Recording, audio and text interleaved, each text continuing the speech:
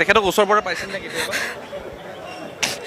মৃত্যুৰ মেবি 15 ছেপ্টেম্বৰ তেখেত মানে মোৰ লগত কথা হৈছে। আমাৰ কিবা এটা প্লেনিং চলি আছিল কালী পূজাত তেখেতৰ মানে প্ৰগ্ৰেম এটা লৈ, সেইটো কাৰণে তেখেতক কণ্টেক্ট কৰিছিলোঁ যাম তাত মানে দাদাৰ ৰাতিপুৱা যেতিয়া 13 ছেপ্টেম্বৰ ৰাতিপুৱা মোলৈ ফোন কৰিলে যে আহিবি কেতিয়া, দাদা আবেলিলৈ যাম, কিন্তু কিবা এটা ৰিজনৰ কাৰণে মানে সিদিনাখন যোৱা নহ'ল।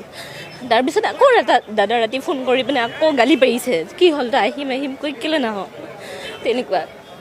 তো সেই মানে আফচোচ এটা ৰৈ গ'ল যে অন্তিমটো সময় মানে দাদাক মই ভালকৈ লগ নাপালোঁ। খুব ভাল হৈছে চিনেমাখন, খুব ভাল, আৰু এইখন এটা ৱৰ্ল্ড ৰেকৰ্ড কৰিব মেবি, ফিউচাৰলৈকে ৱৰ্ল্ড ৰেকৰ্ড হ'ব লাগে মই বিচাৰোঁ। আৰু সকলোৱে মানে যিমান পাৰে জাষ্টিছ ফৰ জুবিন লিখি দিয়ক। জুবিনদাৰ মুখখন চাবলৈ কলিজাতকৈ সাহসখন নোহোৱা হৈ গৈছে মোৰ, সঁচাকৈ কৈছোঁ। সৰুৰ পৰাই যিজন মানুহৰ গান শুনি ডাঙৰ দীঘল হ'লোঁ, আজি